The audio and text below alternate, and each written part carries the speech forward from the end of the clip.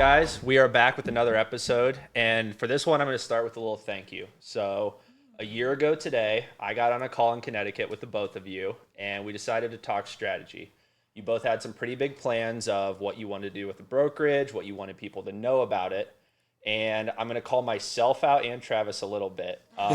Travis and I think, had 2 booked calls that Travis just did not show up to, and I never knew why, but when the end of the call was over and we decided to work together, he was very honest and told me, if I'm not making my own content, how could they hire me to do it? So when I got that call out, I do want to say thank you, because there was something inside that was like, yeah, I don't blame him. And then 2, to see what you guys have done in the last, let's call it 12 months, I would say has been very impressive. And I know it hasn't been easy, but for everyone that doesn't know, what have you guys done in the last 12 months? A lot.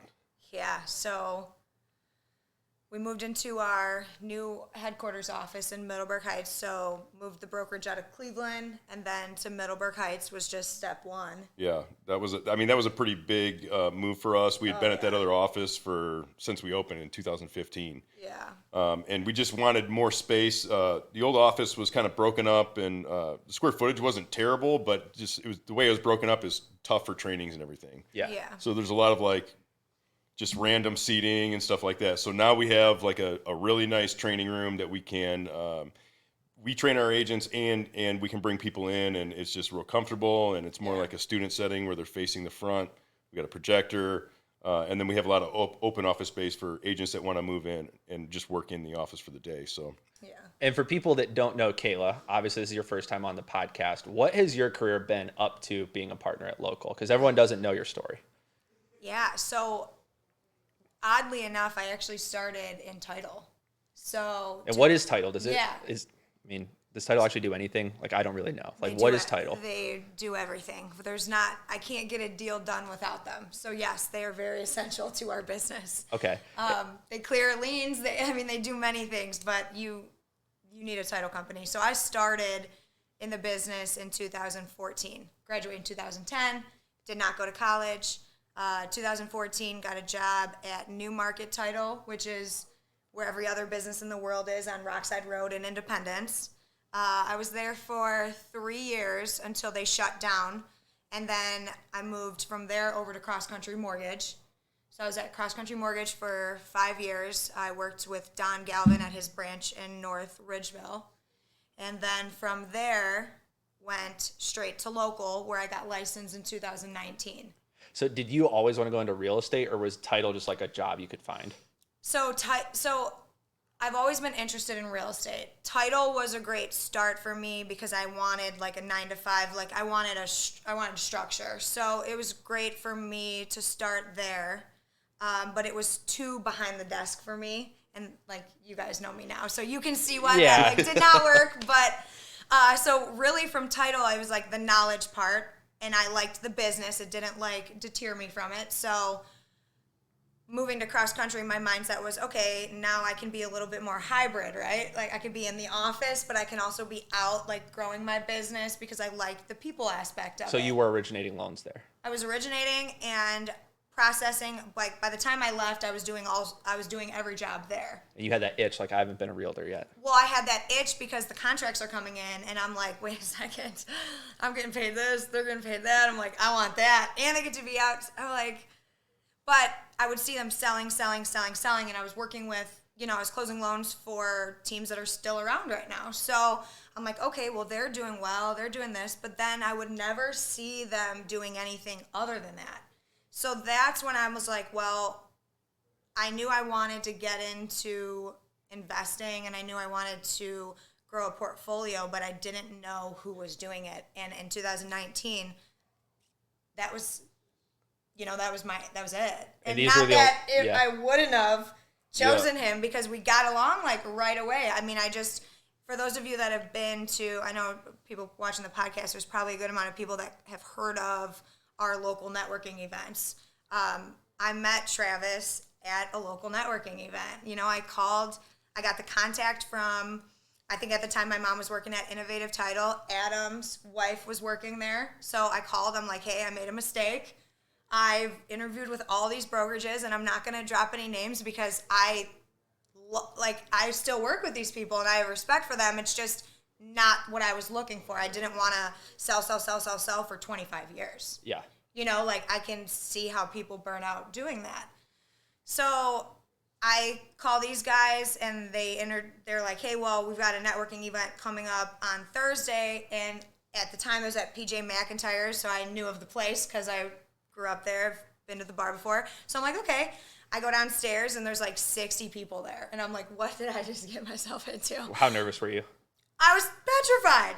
I was like, look, I think Trav was like, hi, you looking for somebody? I'm like, I think I'm looking for you. I have no idea. You know what I mean? But honestly, since that day, like I've been with it. Like this is where I've been ever since. So it always felt like it's where I was supposed to be. And I tell people now, you know, I've always felt like this was where I wanted to be. Like you don't need this like crazy you don't need to like create this crazy thing for you to have an opportunity. Like there can be opportunities anywhere. Yeah.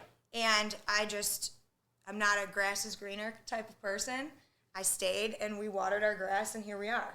And Travis, for you, like you've seen a lot of people come in the door and come out the door. What was different about Kayla, or did it take some time to notice, like, okay, this is more than just a typical agent who's going to come in and do the bare minimum? Well, Kayla's an action taker. You know, like she puts a plan in place. She's methodical about it, and she's consistent about it.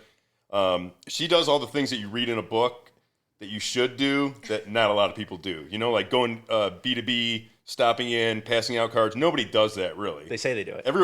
They did it one time. Everybody says that they do that. Like if you go to dinner or anything, Kayla's talking to the waitress about real estate. You know, like she's just always. She's like, "Where's that tip money going to?" She always sees an opportunity, and you know, right off the gate. I mean, she was producing right out of the gate, and we actually decided like I needed somebody to handle a lot of the buyer leads that were coming in to make sure that somebody was answering the phone. Yeah. And so that was pretty early on. I think within the first 9 months or something like that. Within the first year. I had put all the direct calls from the buyer leads to Kayla, and you know she was only 9 months in still, but it helped having the title and the mortgage background.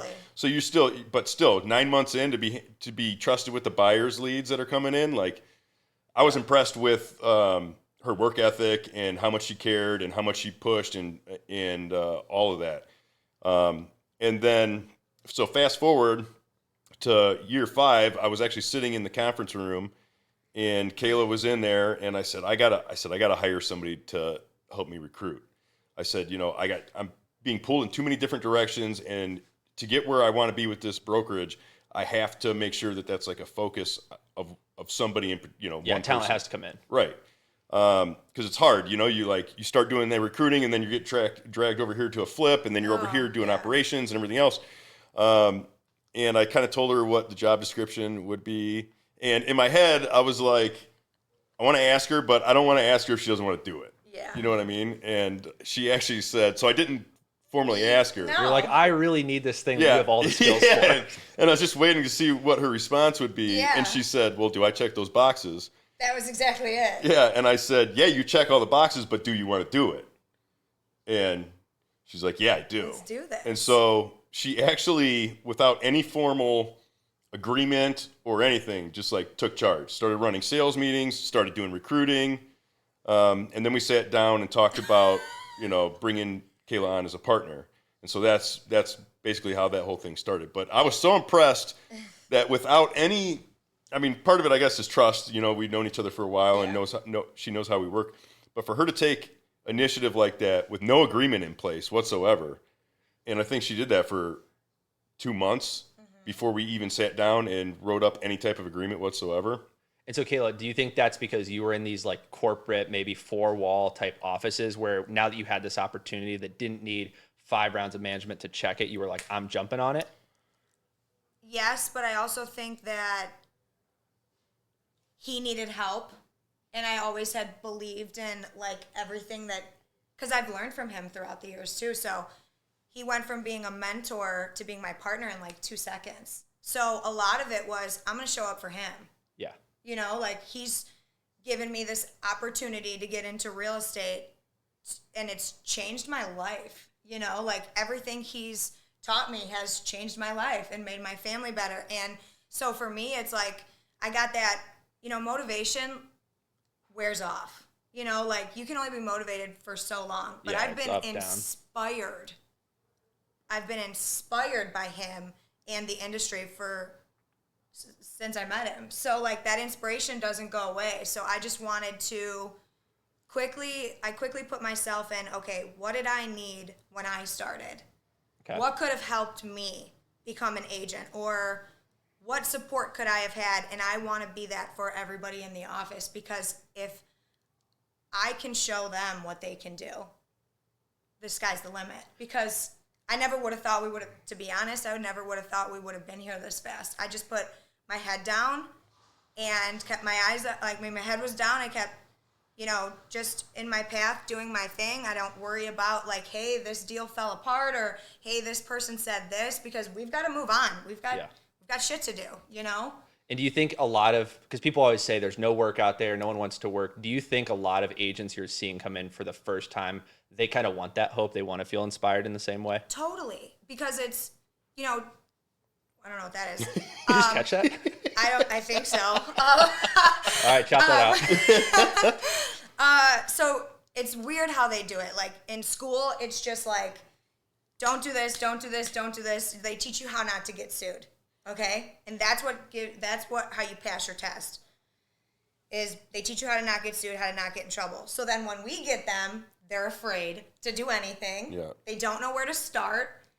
And it's kind of weird because they see us just doing our thing and they're like, wait, like, so it's, I lost my train of thought. Do you think there. they The see? way they, So there's a weird thing that happens. So you get you get new agents that come in, right, and have there's nothing to gauge their experience off. nothing. And so that's different. Like they think, okay, this is cool. The agents that come in from other brokerages that are 1 to 3 years in, they come in and say like, this is what I've been missing. Yeah. Like they were not training me. They were not helping me. You know, nobody's in there looking out for them. Yeah. Right. And so they have a reference point of what it was like at their other company and what it's like with us. And they really appreciate it because sure. they have that reference point. Yeah. But when we get them, like that's something that I have to learn. Like are the new trainees that do come over that switch to the brokerage, like I have to figure out, okay, what do you know, what don't you know? And that takes time. Yeah. It takes time to know how much I need to give them. So I take it a little bit farther than I think probably most people do, but each one of the agents in our office has their own individual folder. And how do you both deal with this? Because there was a situation where a new agent was coming for content day when Kayla and I first did content with her. Okay. And I'm not going to drop a name, but one of the questions was, how are you dealing with the nerves of being an agent? And she actually broke down and cried. And she's like, hey, this is super overwhelming. Like a lot of nights I'm questioning if I can make it or not. And what was interesting was when Kayla kind of started listening and prying at her, it wasn't necessarily that she was even in a tough situation financially at the spot. No. It was all about her identity as her own successful person. So how do you guys teach these agents? Yeah, obviously we want you to sell houses, but this is bigger than selling a house.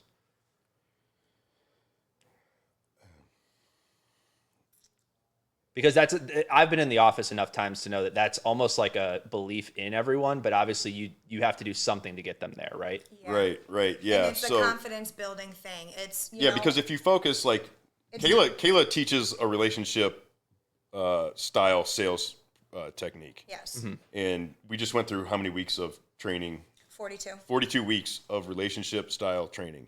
And that basic principle is you do these things because it's what you should be doing. You're not focused on that sale. You're not focused on the paycheck that you're going to get. And then everything works out from there. Right. And I think that she lives by that. And, you know, the proof is in the pudding. So, yeah. So do you think it's stretching maybe their reward cycle? It's for sure. And it's, you know, it is. It's a reward cycle. I mean, like, because when they come in, obviously they may not get a sale their first month. There might not be an immediate paycheck, but there's no instant gratification in this. Yeah. And I think that right there that's the big like wake up call, I think. And that's what's hard when you first get it. Is But you feel like you're putting all this work in, but then it does. Yeah, well, and you know, it works out for people differently. Some of it's luck. Some of it is, you know, them taking action. Yeah. But one of our new agents has been licensed for 3 weeks. Just got her first deal under contract. Yeah. So they're getting lucky because they're showing up. Well, It's not only that, but business. she went out. Yeah. I talked to her about it just yesterday, and she paid for some leads. And I said, you know, I'm really impressed. I said, there's not too many people within their first month that are paying for leads or doing any marketing. You know, they're scared. She's like, well, I was scared to, you know, cut that check, but I know that I have to do that in order to make money. I said, well, I'm very impressed, and you know, congratulations for doing that, because look at it, like she bought that lead. If she hadn't bought that lead, she wouldn't have had her first deal. And I mean, what do you think that does for your confidence when you close your first deal in the first 3 weeks And of being have licensed? a positive reward for taking risk. Totally. Yeah. Totally. Yeah. So then now it's like it reinforces the idea that, okay, it is a good idea to buy leads or to pay for advertising, and it works.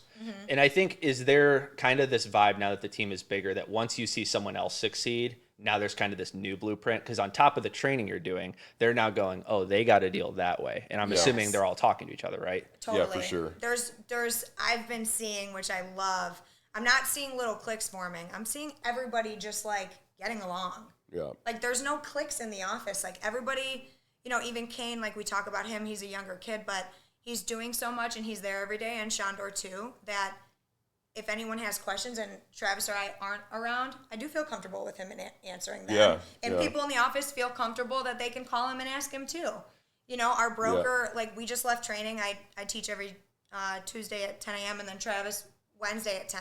So we came straight from there. Our broker was there. We had to dip out a little bit early. He stayed for any like questions that they may have. So that support is not duplicated in this industry though. Yeah. And when you have an environment of, you know, being helpful, we both try to be super helpful. We take calls from anybody who has a question. Yeah. And that's just contagious, you know. Totally. Then the agents are helpful with other agents. And I think that's different with our brokerage than it is with other brokerages. I think there's like a lot of like everybody's kind of guarding their secrets and not really wanting to help anybody because they're not getting paid for it. But we don't have that. But we believe in, you know, the synergy, and, you know, there's 5,000 or 6,000 agents in our MLS. I mean, you know, people are doing the same things. So it's like you're not guarding anything. You have a huge pool of competition. So people are just doing it more than the other the person. 40 people that are in our office are not going to make or break you, you know? No. And I think everybody buys into that, and they are just helpful with each other. Yeah, and I think it's like no one who's actually successful is really guarding a secret. Right. No. Right. Like even Because when it comes down to who's going to take the action. Yeah. That's it. Yeah. Yeah, and I see that a lot where it's like, I forget what the quote was, but it's like if you ask someone if they have a complicated or simple business, whoever says they have a simple business is usually making more money, even with more complicated systems, because they've just done that effort so much it feels simple. Yeah. Yeah. And do you feel like, another question I heard, Kayla, you kind of brought up, why are you guys so willing to take risk on newer or younger agents? Like Kane was how old when he walked in the office? Here's why. I think he was 18 when he started coming in and doing training for 6 months before he got his license. So he was, I think, just turned 19 when he got his license, or right around Because you there. have to be 18 to even sit. To get, like, you have to be 18 to get licensed. Which is crazy. So he graduated high school, and that summer he started coming in, and then he was licensed within like 6 months. He wanted to get into real estate, like. So to go back to your question, which was. Well, I'm curious, do you think it's easier for someone who's young with no experience to have quick success, or someone who maybe has been in the industry but not necessarily in the right vehicle? Like, I see potential in both. I see people transfer over and have a whole, like, we have a guy that's like, you guys have given me a whole new lease on life. That's pretty powerful. Like, I take that, you know, I don't take that lightly. It's pretty powerful for somebody to say that in their 50s. Yeah. When they've been in different markets and they've, you know, worked with plenty of other people.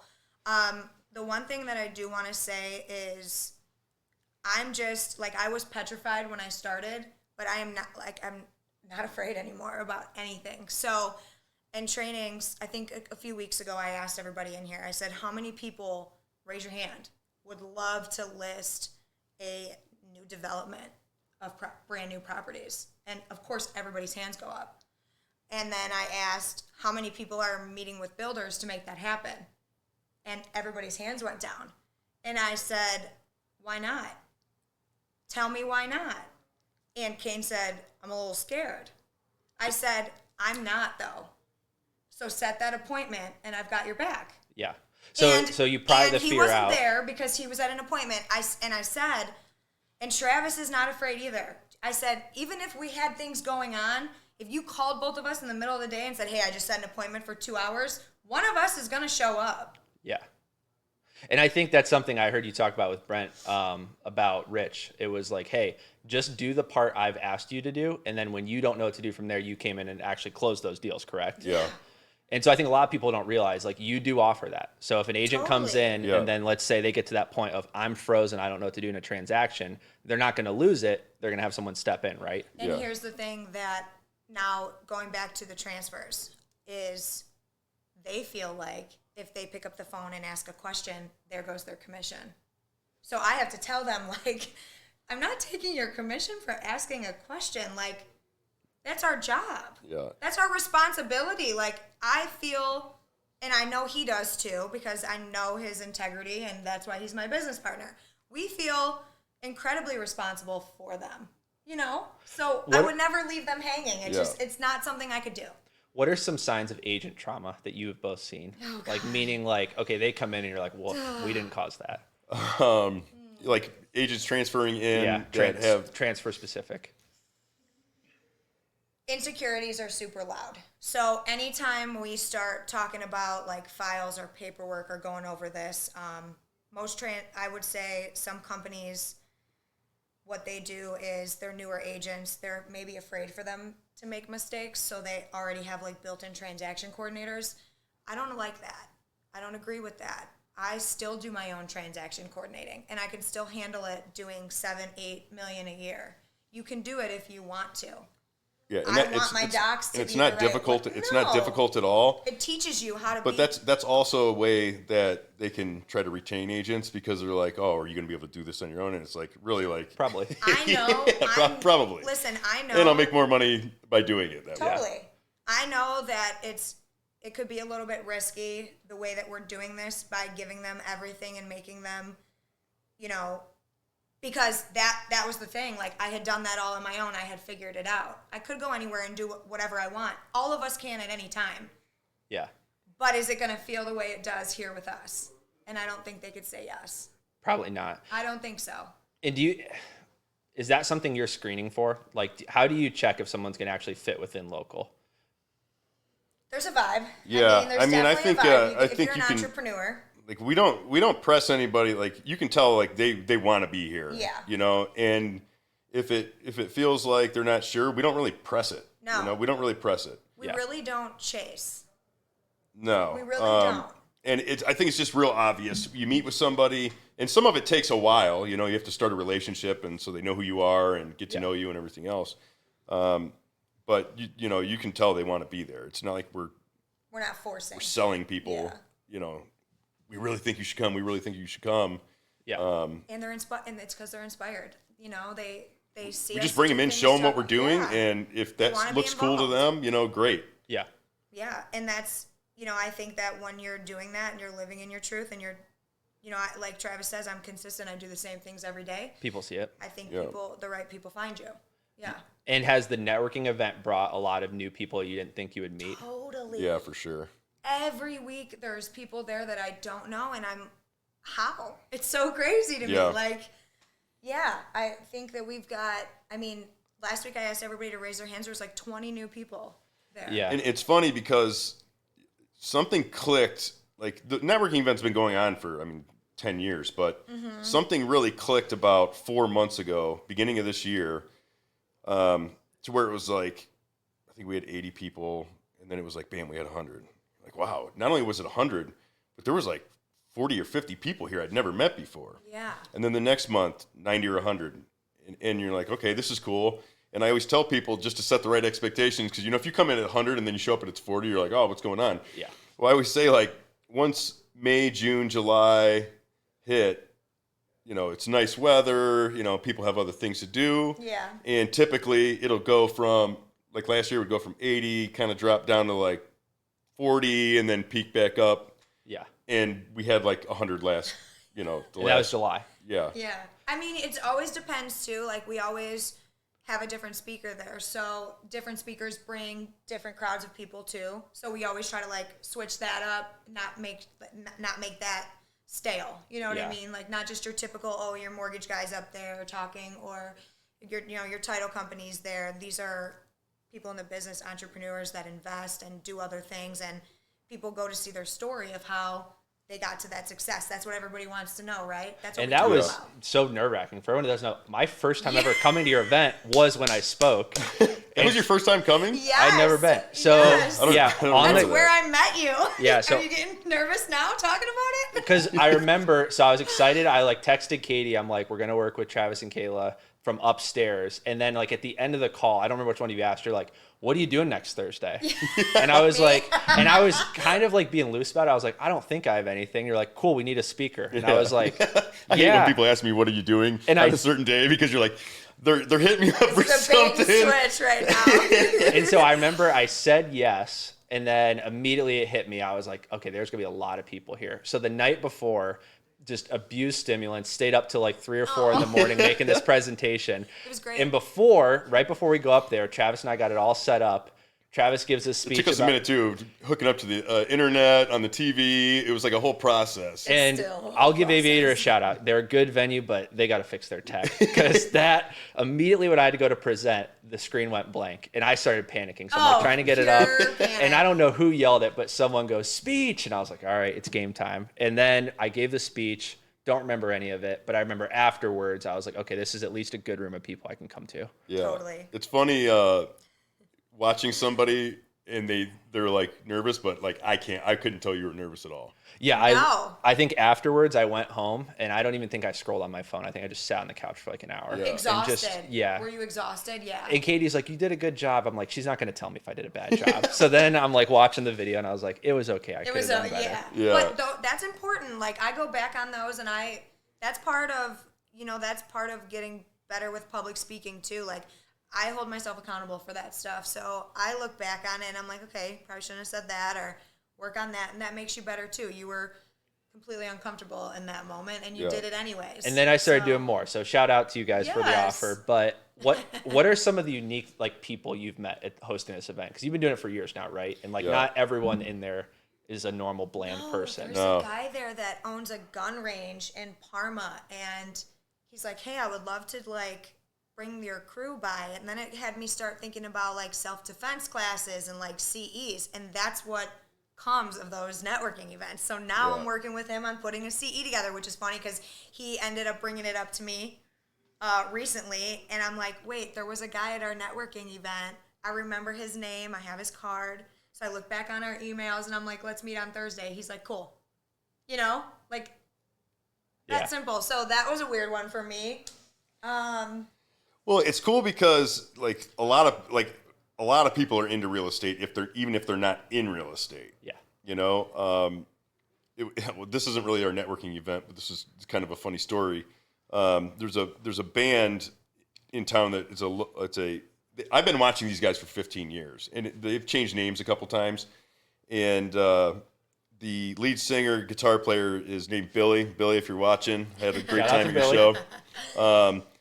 So it didn't start out as real estate, but I noticed him. He was coaching his son's football team, and so I went up to him at the concert. He was like waiting to go on. I said, "Hey, do you coach your kid's football team in Bay?" And he's like, "Yeah." And so I'm like, "Oh, I help coach my kid's team in Olmsted." And we start talking about that. And he's like, "What do you do?" I was like, "Oh, I'm in real estate." And then, bam, we talked for like an hour and a half after that. He just bought a commercial building. So it's pretty cool. Like you're going to watch an 80s, cover band, and you end up talking about real estate for an hour and a half. So opportunities. Yeah. Pretty cool. Yeah. So what are some of the tips? Because this isn't something everyone knows how to do well. Like what are some of the weirdest things people do at networking events? Because we need to call them out, right? Oh. We'll go through the weird stuff first, and then we're going to go through how to network properly. So I'll start us off. Like the worst thing someone can do is pitch you before asking your name. like I'm going to call out some life insurance folks. Oh man. There are certain groups of people that they wouldn't even say, "Hey, Kayla." They would just be like, "How's your policy looking lately?" Yeah. Yeah. That's a no. Yeah. The best Not an conversations. icebreaker. The best conversations are several minutes into it. You're like, so what do you do? Yeah. You know, they just come up to you and say, hey, how you doing? You know, whatever. And then it just starts a natural conversation. Then you get into what it is that you do, you know? Right. Yeah. But yeah, I think an over aggressive pitch is a big turnoff. Yeah. Now, when you get there, like the event starts at 12:30. Don't get there at 12 o'clock. That drives me nuts. I don't know why, but it just drives me nuts. Yeah. Like, why are you there? Like, what are you doing? So get there 15 minutes late is tip number 1. Like, but I'm the worst. I'm not a good person to ask this question to, because since it's my event, or since it's our event, I introduce myself to everybody. I say hi to everybody. Like, I go right up to everybody. I'm like, I've never met you. Thank you so much for coming, you know? So if someone is shy, what advice would you give them? Let's say they watch this podcast. They're like, man, Kayla's right. I need to do these events. I put it off every time. How does someone who, let's say, they don't even invest yet, they're just interested in getting into real estate, what's a good way to introduce themselves? I think if you just start off slow with a small goal, say, I'm going to go and, like, if you're really shy, I'm going to go and talk to 5 people, get 5 cards, have 5 conversations. Yeah. Don't say I'm going to go in there and talk to all 100 people. It's not going to happen. No. Another thing I think that we tell people too, you know, at first when like our agents were just starting to go to these events, when we get some of the newer ones, is if you go up and you tell somebody what your goals are and what you want to do, who's going to like turn their head to you? Like, they're going to be interested And so in the it, difference you is know? you're saying what your goals are. You're not Yeah. asking for something immediately. No. Okay. You're, you know, and the agents in our office, it's a little less nerve-wracking, I would maybe think, for them, because, you know, their company's putting the event on. Yeah. So, I won't bring up her name either, but the girl that we were talking about that had started crying, she was very nervous about going to the events. I said, here's what you need to do then. You need to sit at the front. And she was like, that's not... She's like, you didn't hear me. No, she's like, no, I'm afraid. I go, they're nervous walking in. Yeah. They're scared. They've never been here and they've never seen you. This is a great way for you to say, hi, I'm Jalen. Welcome to the event. You don't have to think of, I just dropped her name. I love you, girl. You don't have to think of anything else. You don't. You just, and she, you know, I think it was like the next event after that, I looked over at him before we were speaking and I saw her just handling it. Going back to the aviator, we just have a microphone situation, but she was like handling the mic. I go, look at her go. That's exactly what I saw her come out of her shell that next event.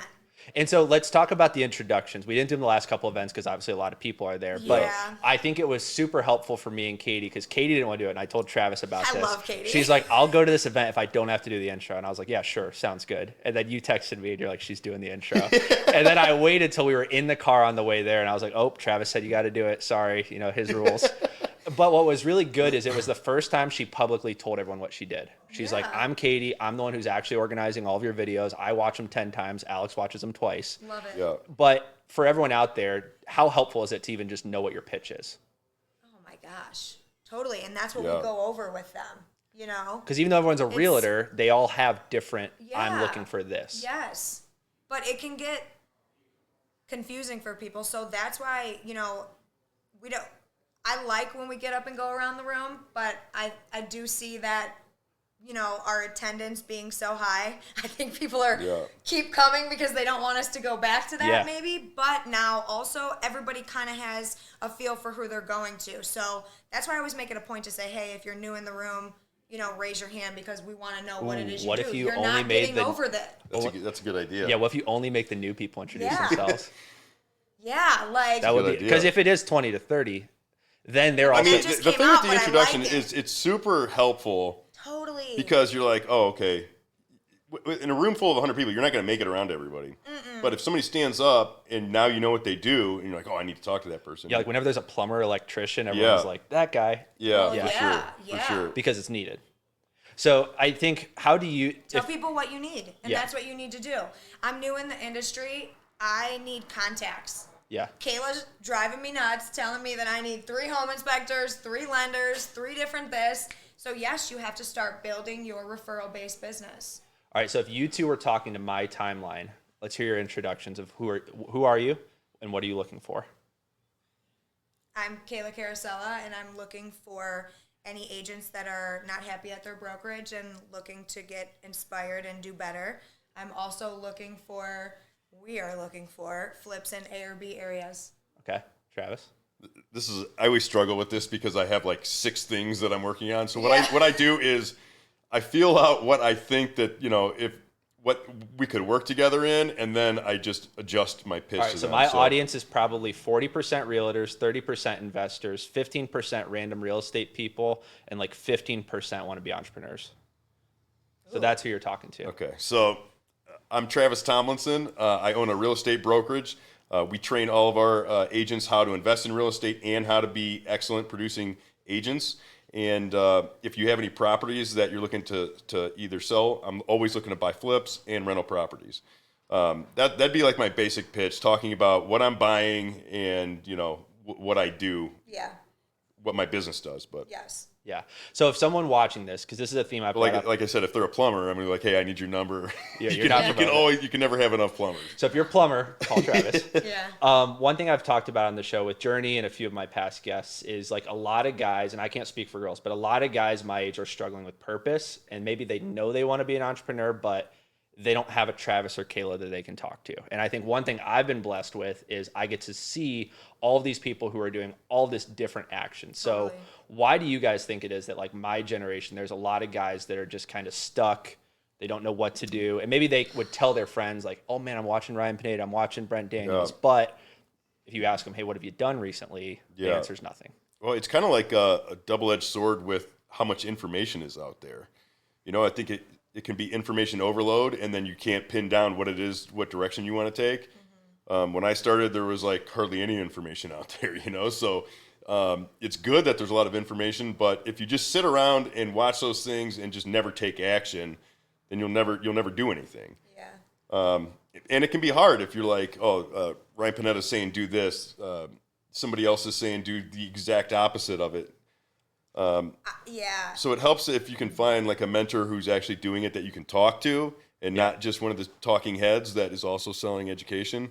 So how would someone reach out to you? People want to skip steps, though. That's the thing. People want to skip steps. And, they look at me now, and I think, a couple months ago, he stopped, and he was like, hey, you guys look at her, and you, see this fancy car, and you see these fancy things. She works all day, every day, though. So I tell the newbies, and I just said it recently, I think it was Maya's women's event that I spoke at. And there was a lot of new people in the room, and I said, you need to give yourself permission to start, to begin. You're not gonna, it takes time. Yeah. Like I said, it took me, and I started building relationship-based business. So I think that since I started that, my success has came maybe faster or more organically because of my approach to it. You have a snowball rolling that others don't. Yeah. It takes time. It takes time to get that rolling, but you will get there. So it's easy to look at. It's so easy to look at somebody that you want to emulate, Yes. or somebody that is where you want to be, Yes, and so easy. not realize the struggle and the effort that they had to put in to get to where they are. I mean, Friday nights aren't sexy for me. Friday nights are, I'm in bed by 9 o'clock. Yeah. I'm exhausted from the week. I got But I book think work to do. I got to catch up. And I think that's a good thing because, I have a few friends that, I can't talk to them some nights because they're just being bitchy. They're complaining. There's always an excuse. But when I ask them, what are you actually doing from 7 to 10, let's say? Complaining. Podcasts? Yeah, complaining. Yeah. And usually sitting on a computer. Yeah. And so when you look at it, it's we're also sitting on the computer, but one of us is doing something that's going to better our lives. The other is in this thought tornado. So how do you get out of the thought tornado? For you two specifically, when was the last time you were in a thought tornado about a big move or a big decision, and how did you get out of it? I'm in one right now, I could say. Okay. What inbound marketing technique do I want to choose? And there's so many options, and you'll talk to 10 people and split all the difference. Everybody's saying this is good, this is working, and so you're like, okay, well, it's and I'm talking like a 3-week thought tornado. Yeah. and I have to pull the trigger on something. Yeah. And I just set a deadline that by this Friday I'm going to decide what I'm going to do and move forward. Or otherwise, I'll just be in this endless cycle of analyzing and never actually taking action on it. So it doesn't go away. So even as you continue to grow, you will always No, I hit think this wall. recognizing that you're in it and Is that the you main- haven't taken yes. action yet is because, you know, some of the important decisions that you make, you don't want to make the wrong decision. And so it's easy to like, okay, well, I'm going to research it, and then I'm going to put it off till next week. And then you keep doing that, and it just never because you ends. can like overthink the shit out of it too. Yeah. You know, like sometimes like time is a crazy thing. You can, if you have too much of it, it's not good. If you don't have enough of it, it's not good. But like on that side of it, and I go back to, you know, so before, like now we purchase flips together. So before I'd be like, hey, look at this, tell me what you would price it at, and he'd do the same thing. Now we're both in it. So now we might need to find like a third party to tell us like, hey, you know, what's your thought? Because we were too close to it. There's a bias. Yeah. Yes. So it's recognizing that and going back to the 42-week training that I put on, it's a total mindset. So in real estate, it's very high and it's very low, and sometimes it's high, low, high, low, high, low, high, high, high, all in one day. Yeah. You know, like sometimes you've got 3 offers out, 2 of them got accepted, 1 of them got declined, and then now this buyer is like, I'm done. So in one hand, you had 2 wins today, but this person's bummed, and like, you know, that kind of gets you a little bit. Yeah. So it's recognizing like, hey, I had one of these days, and tomorrow I'm going to wake up and I'm going to make a little bit more progress, and I'm going to see if I can send another deal to title. Yeah. You know, like And that's over time you get a little desensitized to the highs and lows. Yeah, like you become You know, like certain callous. things that I would like blow my lid over 10 years ago. Don't bother us I'm anymore. just like, that You've done it sucks. before. Yeah. So now it's like, you know, the age, like sometimes I'm like, you're like, Shauna's one of my best friends, so I can name drop Shauna, but I'm like, you're giving me every reason not to send this deal to title, and I don't know why. And that's when she's like, all right, I get it. You know, like you're asking way too many questions, you're way too worried about, send it over. Yeah. But I had those fears, which is why I can recognize that I know where that's coming from. And it took Get over her and let's a talk about minute, it and later. now she's like cruising. Now she's cruising. Yeah. Cruising. She's on the leaderboard. Her first year in real estate, and I think she's going to cap this year. Yeah. Like, which is huge. Yeah. Huge. Danny Zambataro transferred over, already capped this year. I think he Which- benched did 1,000 we tell pounds you the other that? morning. What? No, I'm kidding. But I go to the same gym Oh my as him. God. No, Yeah. okay. You weren't surprised though. Pump City. Hey, she believed it for a second. No, I was like, whoa, you might have. So to then the person that's starting, so they could see you two both. Travis, how long have you been doing this? Almost 20 years. And you still deal with thought tornadoes. Yeah. We all do. Yeah. Totally. Yeah. So to get out of it, it's basically what I heard from Travis is set a deadline and do it either way. Yeah. And let's say you pick one. It may not work in 2 months, so you then do Pivot. what? Yeah. And I mean, some decisions, taking action is super important. Some decisions do require like, hey, think about it for a little period of time. You know what I'm Kind of a saying? big deal. So like when it's a big decision, like you want to give yourself, you know, a little bit of time to thought process, because you might be super high on one thing and then start thinking about it later that night. You're like, I see this and that potentially not, you know, being the greatest, and maybe I should choose something else. So sometimes there's a little bit of benefit to giving a little bit of time. Yeah. But yeah, recognizing when you're taking too much time and you need to pick something. Yeah. And I think one thing that's interesting about you two is like probably around, I'd say January, got way more intentional with what your message is. Yeah. How was it to I would compliment you both. You went all in. Like Thank when you didn't, you two aren't people that censor yourselves a lot. And I respect Yeah. that. So like for Travis, like when we started ripping that quit the job, here's what the opportunities are. What was it like to kind of see that response? Is it weird? Is it kind of surprising? No, yeah, I mean, some people like got offended by it. Like you'd see people like, oh, that's irresponsible for you to recommend that. And maybe you shouldn't quit your job then in that case, you know? Right. Jocelyn, who is one of our agents, was working for a property her management job. business, and that message struck a tone with her because she didn't like her job. And Yeah. she wanted to be in real estate full time. She's doing great. And it's working out for her. Yep. And I so much respect for her, because she's like, I'm a little nervous about it, but I'm doing it. But I'm doing it. Yeah. Yes. She wanted to get out of that rat race, and Yes. it's paying off for her. So you got to take risks if you want to have the life you are dreaming of. You know, you have to take risks. And quitting your job is... That's the message, you know, like that's the message. Yeah. Not don't go to college. That's what he's saying. Yeah. And don't go to college. And don't go to college.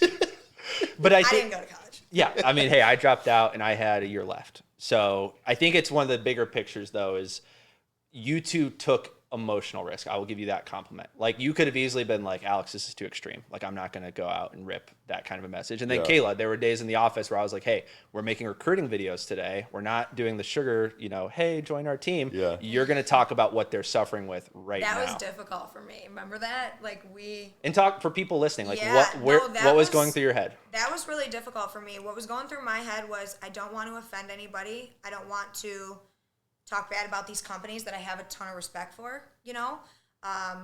Respectfully, I'm going to take your agents, you know, like, how do you say that? You know what I mean? Like, but we're different. And to that point, like, you have to say what it is you're saying so that you can attract those people that you are looking for. I know that when we say things like that, we're not going to get, a Howard Hanna agent that's just going to do X amount for their team and that's it and that's fine. That's not what I'm looking for, and I think that comes across that way, I would hope. And do you feel like now that you both have, I'd say, been strongly worded about certain messages, do you feel that confidence off camera now? Like, do you feel like you're... That's just who we are, you know? Well, I think it's funny, like, when I really started ramping up, like, the social media stuff, I would watch, like, every single video that's posted and critique myself and everything else, and we don't even watch I don't even know if I've watched the last 3 months of videos. I watch all the way through any of I the don't watch mine. And so people will be like, "Oh, your video that you said this and that." Like, I remember filming it, so I know what I said. But I guess that's a cool thing, right? That you're not sitting there spending a bunch of time critiquing and analyzing yourself. And you can, and that's a rabbit hole. It's a dangerous route, and that was something where, because I think it was for probably 9 to 10 months where we had a full system for everyone's videos, to where I touched my part, Katie touched hers, editors touched theirs, but I was still doing my own. Yeah. And I, like, wouldn't let that go. And it got to a point where I was like, well, I'm filming 7 videos a week and putting 2 out. Yeah. And I had to rip that Band-Aid off of like, oh, I have to let another human with other ears listen to it, because I hated my voice. Yeah. Okay. So what were the fears you two both had with content? Because, like, I mean, Travis, you were already creating content. So before we started working... Yeah, I was doing my own content. I just wanted it to be more professional and, you know, have a plan and an action plan together than rather whatever random thought that I was having during that day, posting that kind of stuff out. So I didn't have fear of, like, producing the content. I think maybe you definitely helped push me be... oh, for sure. I've always said what I thought, but... It's different. Not necessarily, like, in business, say what I thought. You know what I'm saying? Like, the delivery. I think and so being more direct and, you know, saying what I really feel, and I think that you definitely help push that message out there. So that was maybe something, like, again, like, you can't be worried about offending people, because in the end, they're not going to come to you anyways. No. And you want to be real with people, because you trick them to coming over and pretend that you're one person, and then they show up and you're like, oh, this is... Yeah, like if you made a video where it's like, do you want to make no calls and just make all this money? Sure, someone's going to sign up, but is that the person at the office now? No. Right. No. Right. Yeah, and for you, Kayla, like, as you've made, let's say, certain recruiting pieces of content, do you feel like there is a different tone when someone joins if they've seen the videos? Yes. Like, they know who Kayla is. They know who I am, yeah. I mean, I just met with... Shirlea, who just joined. It was actually career night so I go to Hondros career nights, and they're always the first Wednesday of the month. So she had reached out to me. She was at another brokerage. She reached out to the local page, so you probably saw it. Yeah. So I messaged her back on the local page and just said, hey, you know, this is Kayla, and gave her my number, and I said I realized that, like, you're interested. And she came to us. So... you know, the first thing there is, what made you reach out to us? And she's like, you're just doing all the things that I want to do. And where I'm at, I thought that that's what I was getting into, but I made a mistake. I said, okay, well, I said, I'm going to be at career night on Wednesday. She lives on that side of town. I said, why don't we have dinner when I'm done? I'm going to have to eat. Yeah. Do you like dinner? So she's like, let's do that. And we went to dinner, and that was last Wednesday, and she's an agent with us. So if someone's She in has that, showings on Saturday. so if they're in that moment where they're like, man, I don't like my broker. I think I'm in the wrong place. My husband or wife already knows I hate it. I don't say anything about that. How did they reach out? Like, what's the safe way for them to either talk to Travis or Kayla and maybe not, announce it to the world? Like, how can they go about that conversation with you? A lot of people contact me through DMs, either on Facebook or Instagram. That's without broadcasting my phone number. I mean, Right. I'm pretty sure my phone number's on Facebook. You can give me a call. But it's nice when like they do reach out to you like that, because then you get an idea like who's contacting you. And do you vet them? Like, do you immediately look at their page? I don't. There's a lot of times I'll respond in the DMs without even looking at it, and then maybe Yeah. go back and check it out if we set up an appointment or something. But If it's a meeting. because we like the way I do it is like if somebody contacts me and is considering switching over or showing interest, I'll say like show up to some of our trainings and make sure that this is the right fit for you and for us. Yes. Yeah. Rather than just like always say selling that. them right then. Yeah, because then you might bring a weirdo in on accident. Well, And then you're like, I signed him up for the wrong thing. Or you're gonna For bring sure. or you're gonna bring them in and it's not what they expected or what you expected or whatever. And So we're not looking to to just do that. So yes, we invite them to our trainings. We also invite them to the networking events. But if there's an agent that I know is a little bit like unhappy with their situation now, it's a trust factor. Yeah. So that relationship, like I said, that starts. The relationship with Jocelyn, I had been at her a year prior to me even being partner. I wanted her to come over and work with me because I knew I saw it in her. Yeah. I knew she could do it, and she has a property management background. All I did was encourage her to do it. And I think she, there's that sense of, she believed in me. I'm not going to let her down because I'm not going to let him down. Yeah. I'm never going to let him down, and he knows that. But I have to prove it every day. That's me. Yeah. So I can see when other people have that, and like we just had this conversation. We're alike, but we're very different. Like our strengths and weaknesses are like they work out very, very well. You don't want a partner that you look at. I can't look at every situation the same. Yeah. Because what's that doing? We go over all different parts of it. Well, there's this side of it, and then there's that side, and I lean on him too. He's been in this way longer than me too. Yeah. So I've learned a lot. I've learned a lot. This year's been a big, I guess you could say I completely had to rebrand myself, and then teach everybody else along the way too. Yeah. So a lot of it is, just if you want to do it, you're going to do it. Yeah. If you want to do it, you're going to do it. So, Shirlea, I went and met with her. I said, I'll see you at the networking event. She came. Now, I've told Shirlea the same thing I've told most people that I met with prior to her that didn't come. Yeah. So, And I mean, that's like if you invite them to something like that, like I've had people contact me and sound super excited about switching gears and switching brokerages, and then you invite them to something like that and they don't show up. there's no gas left. They may have just had a bad day and really don't want to make that decision. You know what I'm saying? They may have been upset for 4 hours, but if you're not going to show the initiative and show Right. up to the one meeting at a company that you're considering moving your license They to, probably don't want it that bad. yeah. Or they don't want everybody else to know, and there's a lot of that going on. So that's what I'm asking. If that's the case, Yeah. like maybe they can't show face. Oh, right now. we take We people know. to lunch all the time. We take people to Yeah. lunch, and honestly, we just it's between us. Yeah. Yeah. Like we sometimes can't even tell you. But Yep. that's what it is. That's It's got to be once they're in. because there's a few people right now that I know that and I'm not going to rock their boat. I respect them Yeah. and do feel that they would be thriving here with us. And you just got to protect that privacy until they that's make it. that choice for them. And then it's up to them. Like, even when I send out welcome to the team, have you talked to everybody you need to talk to Yeah. before I send that out? Yeah. Because it should come from you first. But I want to celebrate you. Like, I want to introduce you to the world, but am I okay to do that? Yeah. So, All right. over-communicate. So for the next year, because I think it's something cool for people to watch. So I'm going to do the same questions I asked you a year ago. So in terms of your personal investing goals, your goals at local, and then your goals with branding and how everyone knows you, what are they for the next 12 months? And let's start with investing first. All right. What are your investment goals and why?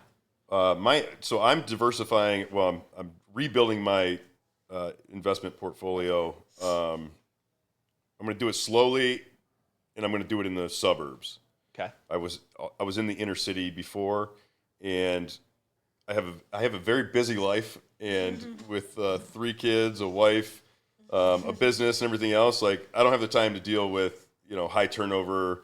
So I'm not chasing like the cash flow that I was when I started building that, and I just want to be into good school districts that are going to appreciate over the long term. Okay. And so I'm not concerned about having this cash flow. I just want it to be Stable. as passive as possible, right? So I want people that they're going to have really good jobs, they're going to stay, they're going to be incentivized to stay because they don't want to switch school districts, So that's my investment goals, is to switch over, my portfolio from where it was into that type of thing.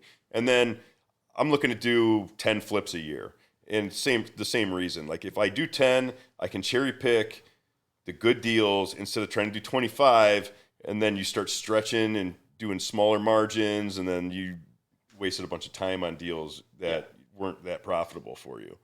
And then with local, our goal is to get to 100 agents by the end of the year. 100 agents from a year from now. Yeah. So next July. Yeah. Yeah. And I think we're a little over 40 right now. Yeah. A little over 40 right now. And it's funny, I was just telling somebody the other day, they're like, how many agents do you have? And I said 40. And they're like, damn, I didn't really know you had that many, Yeah. But we have the infrastructure and the plan in place right now where that is very attainable. And then what do you think? So Kayla and I have talked about this. I don't even know if you know, but one of the things we plan to do on the more residential side is highlight a lot of communities. Show a lot of like, hey, we're in these communities. Like, a lot of the agents may have grew up in these areas. Yep. But then on the investing side, I think one thing a lot of people liked was they were like, oh, they're actually investing. We showed the houses. So what do you think is some of the stuff that maybe you're still doing right now that not everyone knows you two are doing? What don't we document? I wonder. Because you guys have gotten a lot better, but I'm sure there's still stuff. Yeah. There's definitely stuff, because between the two of us, we cover, the wholesaling side, the investing side, the residential, the commercial, Yeah, I mean, So do you think it's a do matter? event, So I mean, it's we're probably a matter of expanding. It's just showing how much is Yeah. actually going on. yeah.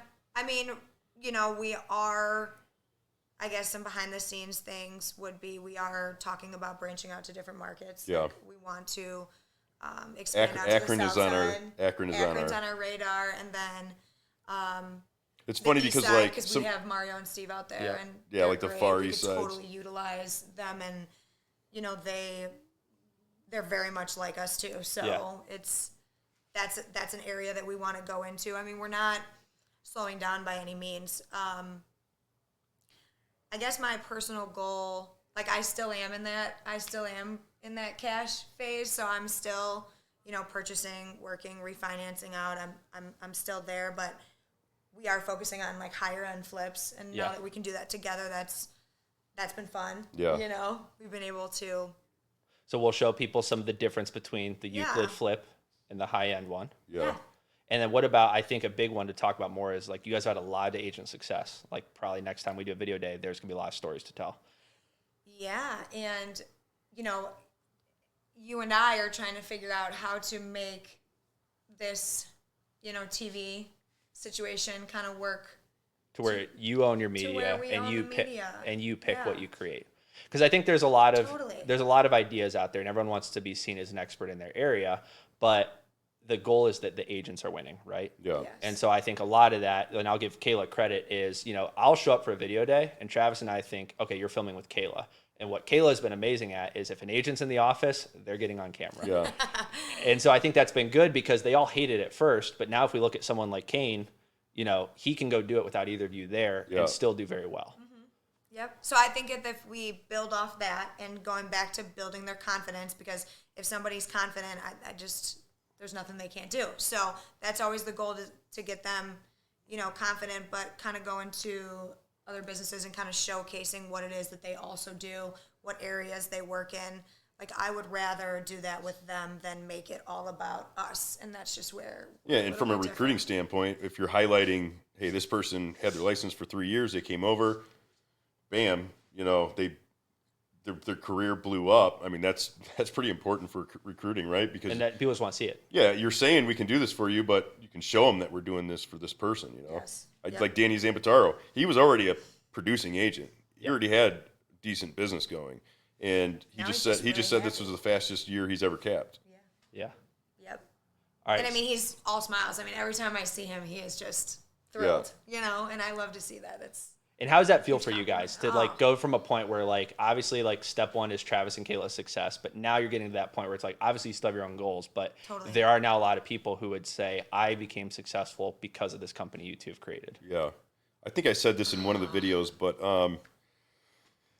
like when I used to flip a house, I would have like, I'd be like on a high for 2 weeks, you know, like just feeling awesome that this worked out and everything. And then that like becomes like 5 minutes, you know, you're just like, oh, I close it. Okay. Now I got to buy another one and do it again. You know, like you don't get that thrill out of it, but I get that thrill out of seeing agents do their first gosh. deal.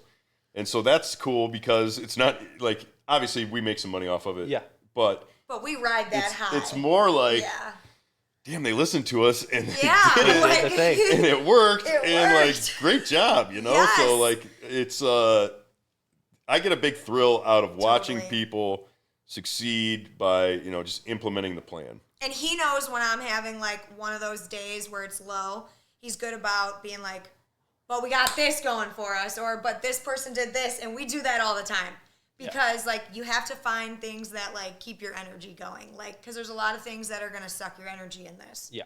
And I don't want to lie about that. You know, like this is not like the prettiest. Like not all day, every day is pretty for me. Some days I'm ripping every single piece of my hair out, but I'm getting an answer, and I need an answer. You know, so there's that part of it too. And I think that's one thing we've been like learning about each other, and also, you know.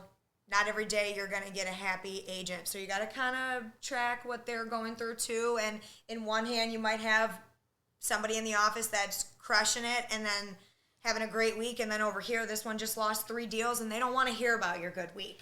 Yeah. So being aware of all that stuff and, you know, even though they're out of the office, they're never out of sight, out of mind. Yeah.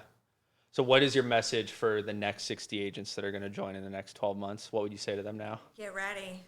Get ready because there's just so much that we want to do and we can't do it without more people. Yeah. Yeah. So I guess the message would be, if you're starting to see success and you just need that extra something to push you over the top, you know, that comes from the people you surround yourself with. And not only just like learning marketing from somebody but it's like you feed off of that energy. Mm-hmm. And if that's what you're looking to do, come join us because we have that energy. Yeah. All right, guys. So for everyone out there, if you aren't making enough money right now and you want to take that risk, I can personally say these 2 people are worth reaching out to. Doesn't mean you're going to jump into real estate, but if you've been sitting in the suck and you know it's not going well, you do need to talk to someone. Absolutely. All right, guys. Thanks for coming on. Alex. Thanks for having us. Sweet. Easy peasy. All right, guys. We will see you next week.